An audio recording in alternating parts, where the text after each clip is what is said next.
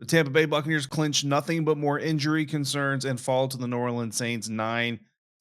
How it all went down right now on the Locked On Bucs podcast. You are Locked On Buccaneers, your daily Tampa Bay Buccaneers podcast, part of the Locked On Podcast Network, your team every day.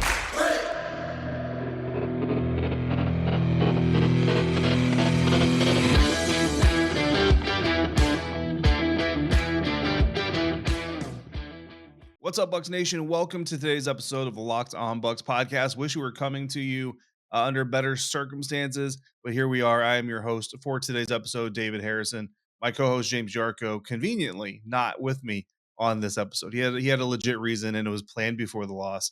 But I have to get my shots in where I can. You can find him on Twitter at JYarko_Bucs. Find me at DHarrison82. We thank you, of course, for making the Locked On Bucs podcast your first listen or your first view every day. If you're joining us over on YouTube, no matter where you are, please click subscribe or follow, set up the alerts, all that stuff, comment, let us know how we're doing here on the show. Hopefully doing a little bit better than the Tampa Bay Buccaneers did on Sunday night, falling to the New Orleans Saints 9-0.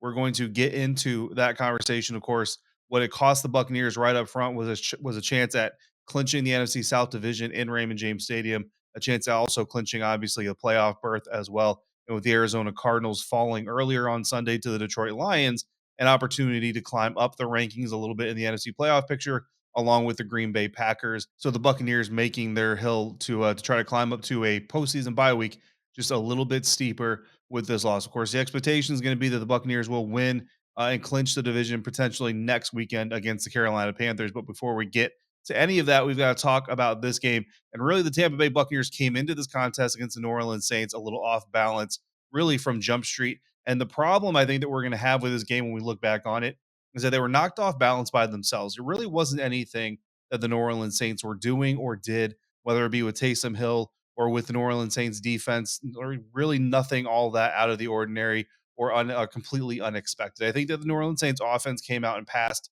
a little bit more than we probably expected. And on defense, especially early on, wide receiver Marquez Callaway of the New Orleans Saints had two explosive plays, both passes from quarterback Taysom Hill just in the first quarter alone, both on separate drives, both leading to field goal drives for the New Orleans Saints offense, and 6 points as they jumped out to that 6-point lead. The first explosive play from Marquez Callaway came from Taysom Hill. It was a 40-yard pass against Sean Murphy-Bunting, who was in man coverage against Callaway on a 3rd and 6. So just exacerbating it even more, the fact that the explosive play coming on a 3rd down, potential to get off the field for the defense. And unfortunately, they end up giving up a huge play in man coverage. It seems like Sean Murphy-Bunting getting targeted very often by teams since he's returned from his early season injury. The next explosive play to Callaway came.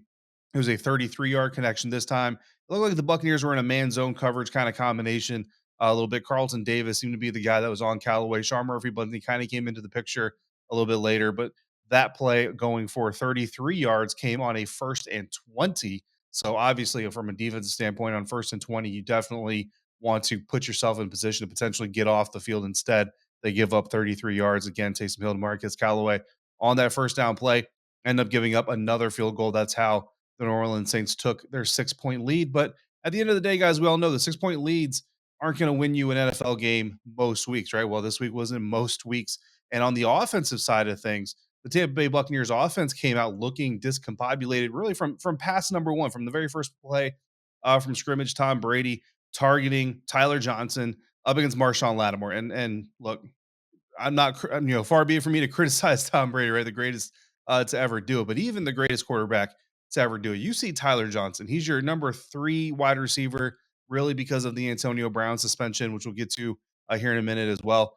And even when Antonio Brown is on the roster, healthy and active, and all those things, Tyler Johnson's your number 4 wide receiver. You've got him lined up against the New Orleans Saints' number 1 cornerback. If I see my 3rd or 4th best wide receiver lined up on their best cover corner, to me, it seems pretty logical. I'm going somewhere else. I'm either going to my Hall of Fame tight end, I'm going to my All-Pro caliber wide receiver, or I'm going to my other All-Pro caliber wide receiver. I'm going to one of those guys, or to my running back, who has been such a big part of the passing game. Instead, Brady targets Tyler Johnson. Marshawn Lattimore of the New Orleans Saints kind of muscles him out of the way for the ball, nearly comes up with a first pass interception that really would have put the entire thing on tilt. But so right from the jump, really, the Buccaneers offense just not in sync. But then from that point forward, they got a little bit better from an execution standpoint. But the first 15 plays of the game, and typically teams script the first 10 to 15 plays of the game. I don't know exactly how many Byron Leftwich and Tom Brady and the Tampa Bay Buccaneers offense script, but I kind of tracked the first 15 plays, went back and looked at them and kind of charted them out.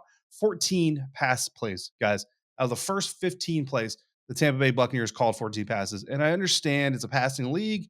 This is a passing offense. You got Tom Brady, you got Mike Evans, you got Chris Godwin, but zero semblance or resemblance of a balanced offensive attack from the Tampa Bay Buccaneers from the word go. Again, 14 passes called in the first 15 plays. Tom Brady was 9 for 13 on those plays. He was sacked once, so that's your 14th drop back, and then one run called, I think, which Ronald Jones got the lone carry in that first 15 snaps of the game for the Buccaneers offense. 52 total yards of offense on those 15 plays. Just two first downs, no touchdowns, just two first downs produced by that Tampa Bay offense in those first 15 plays. And I wasn't the only one who's kind of sitting there scratching my head. Watching the telecast, I know they were talking about it. I think the first 10 plays, so even if the Buccaneers only script the first 10 plays of the game, basically came out and scripted to just pass the ball against the New Orleans Saints defense. And I think that against the New Orleans Saints, if this team has shown anything with its coaching and its preparation and its game planning, is they're going to come out giving you the best. You got to keep them on their toes. You have to keep them honest. And after 10 pass plays or so, I mean, I don't know how honest you can keep a team for the totality of the game. So you have one running play in the first 15 snaps of the game for the Buccaneers offense. They only finished running the ball 20 times on designed runs, 21 total runs, 20 designed runs that went for 96 yards. So when they were running the ball, they weren't running it at a bad clip. They were actually doing pretty well. Ronald Jones had some really good runs, obviously, kind of helped boost that number there. But that means they threw the ball or called pass plays, guys, 53 different times. Tom Brady finishing the night 26 of 48 for 214 yards, one interception, 53 pass plays in a 9-0 game. Like this is a very close game. Opportunities to control the clock, move the ball systematically, get a balanced offense going at some way, shape, or form during the game. Byron Leftwich, Bruce Arians, whoever was made that decision, decided not to on those 78 total plays. You might notice that 53 pass plays, that doesn't equal 53 plus 20. You're five short. Well, four of those were sacks.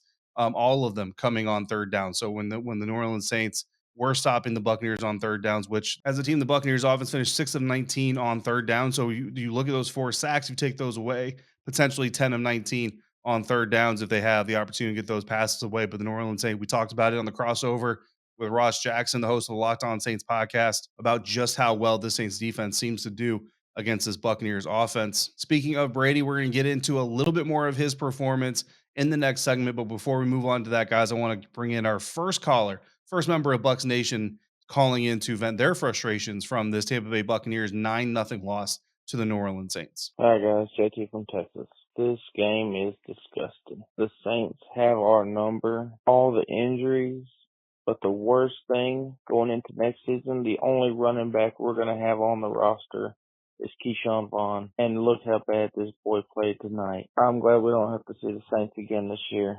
If we do, we probably need to start the backup quarterback. Y'all have a good one. Hopefully it turns around next week. Go Bucs.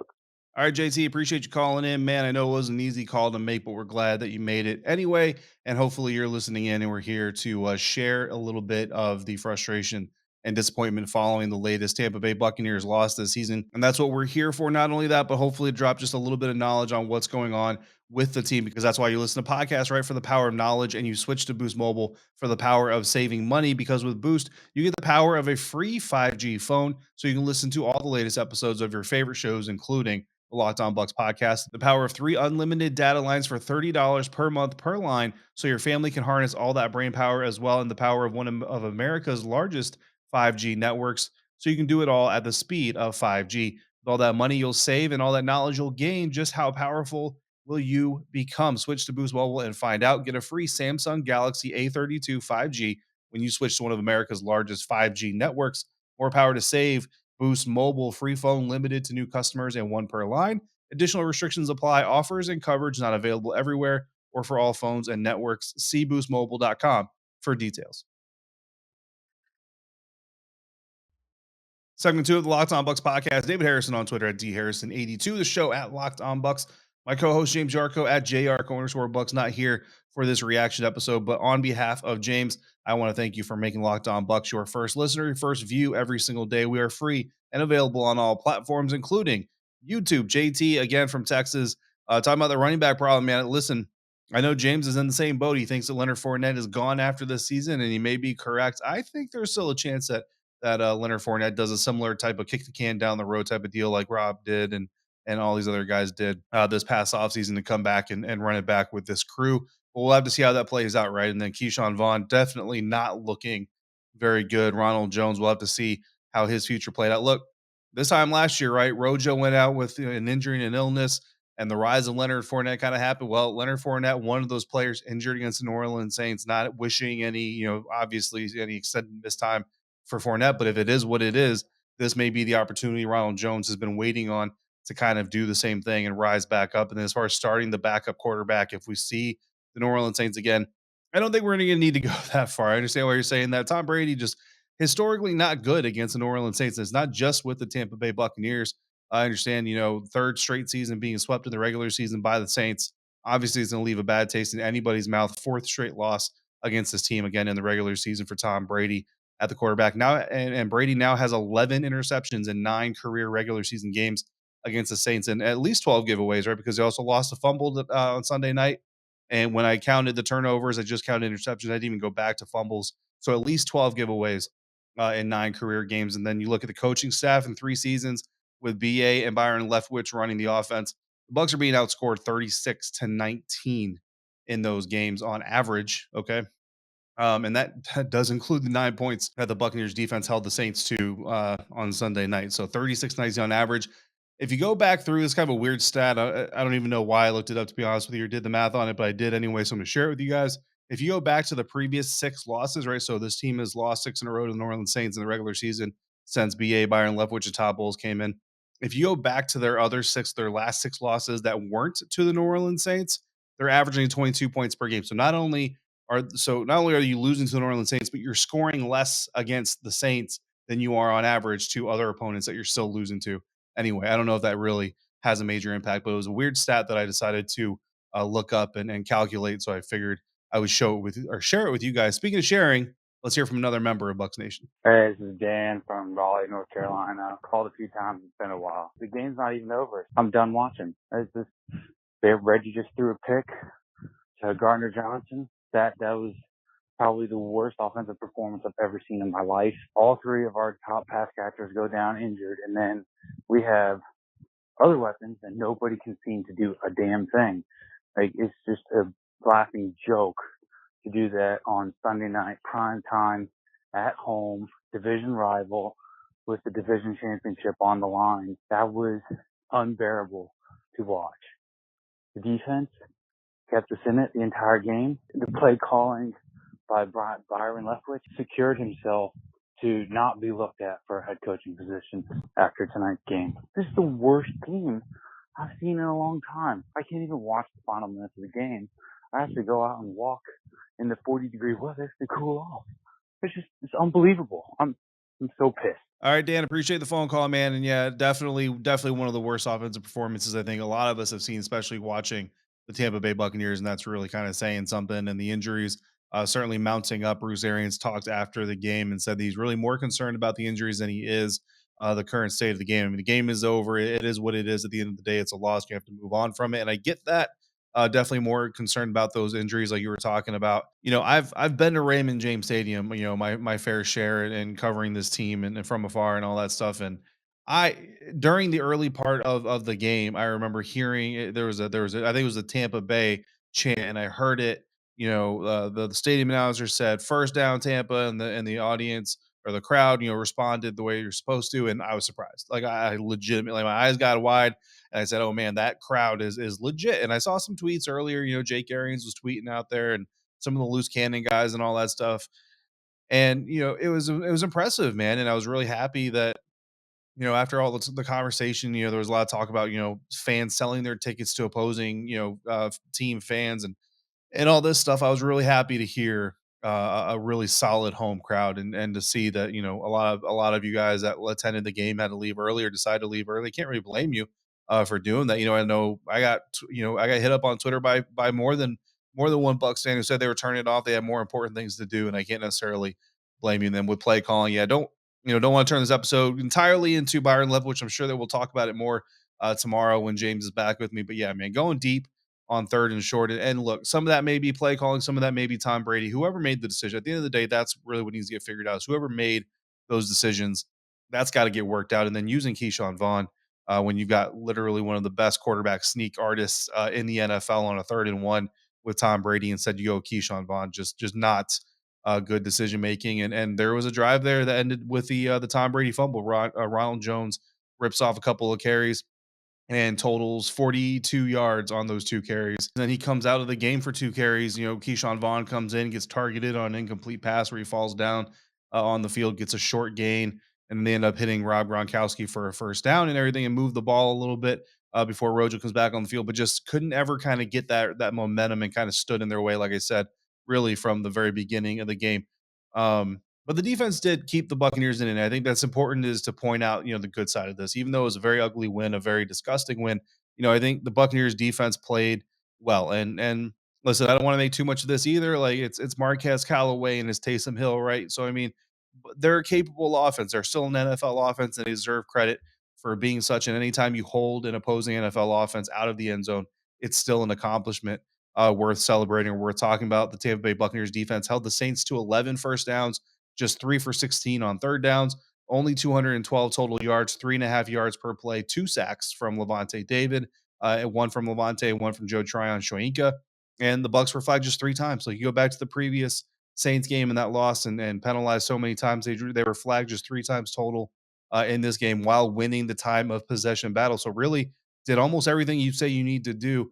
Levante David, far and away the most productive defensive player, credited with a forced fumble on top of his sack, and led the game from both sides of the ball in tackles with 11 total, 2 offensive giveaways, and the dropped interception. And I mean, the dropped interception, you know, honestly, I mean, with the way the game went, even if they get that interception and stay 6-0, you still lose this game. So that dropped interception, kind of a footnote. Moving on to those injuries that Dan was talking about, and we're going to be talking about, obviously, Bruce Arians again saying that he was more concerned about that.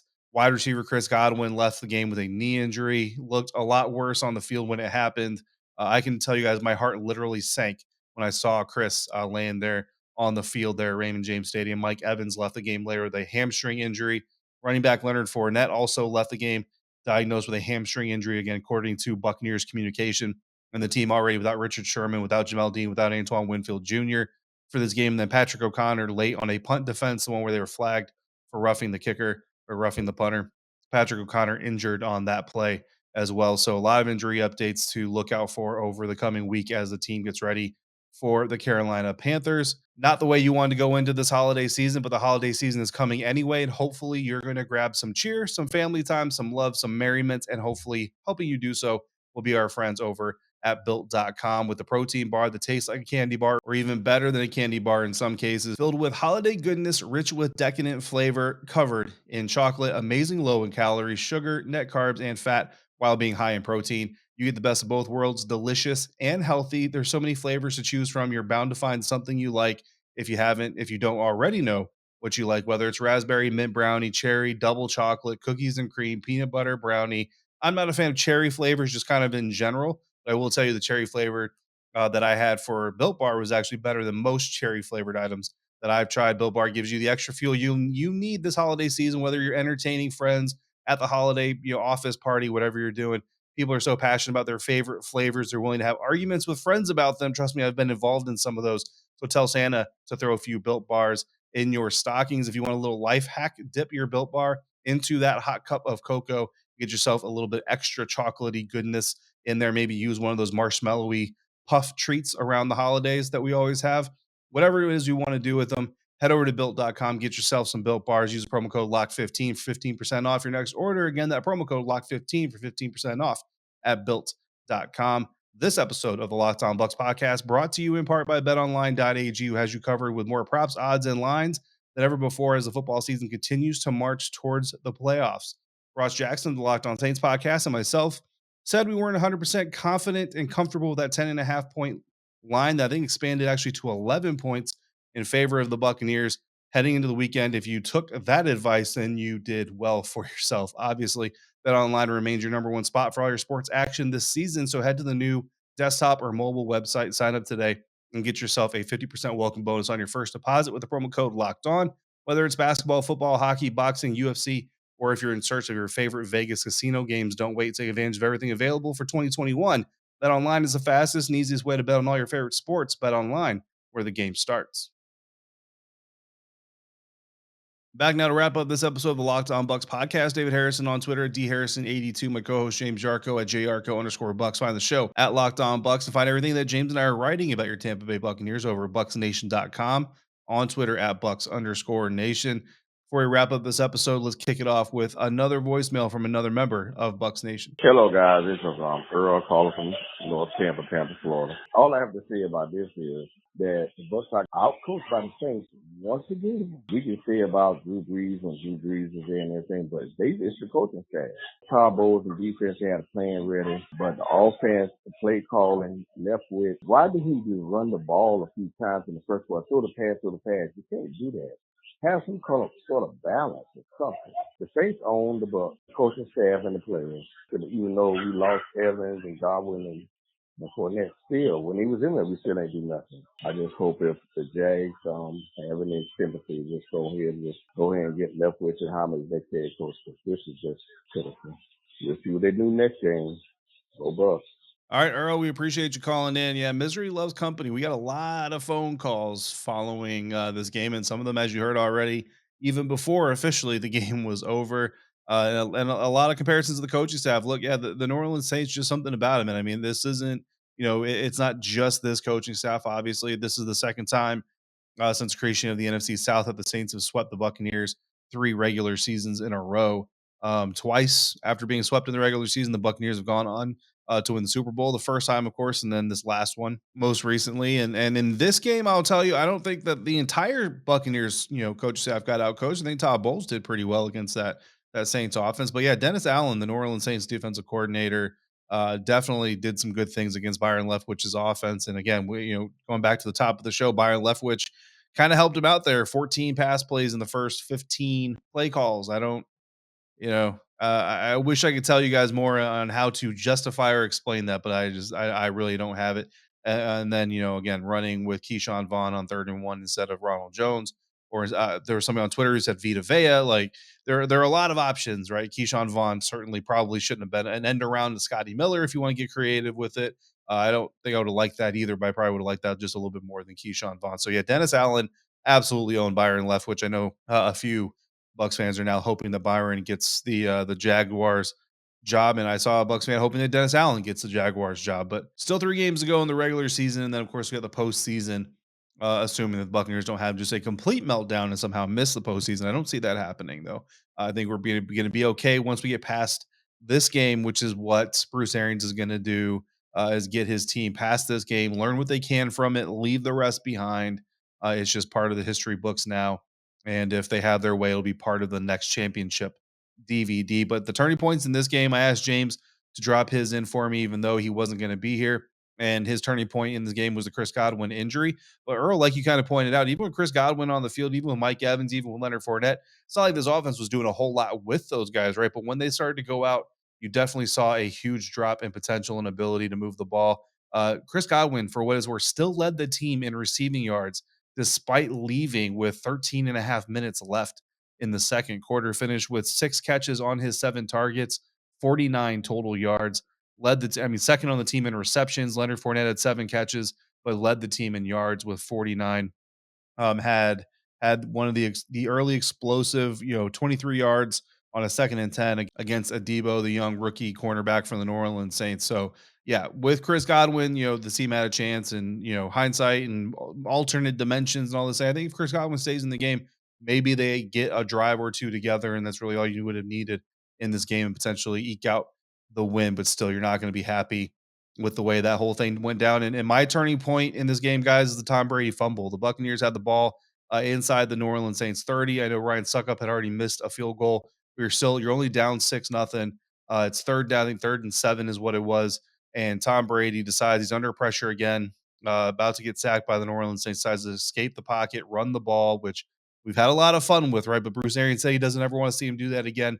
There's a reason for it. Tom Brady has never won with athleticism, and he's not going to start winning with athleticism anytime soon. Trying to make a play for your team, you appreciate the gutsiness of it and the boldness of it, but Cam Jordan catches up to him, punches the ball out. New Orleans gets the ball, I think at their own 17, 14-yard line they ended up with at the time of the recovery. Still down, still up 6-0.